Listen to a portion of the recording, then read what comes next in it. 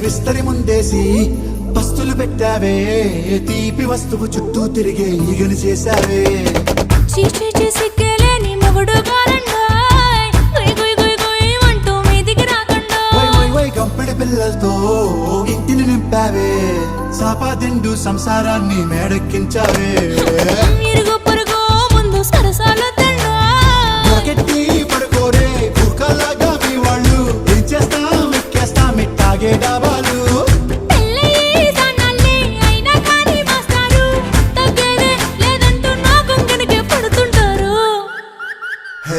గోదారి గట్టు మీద రామసలకావే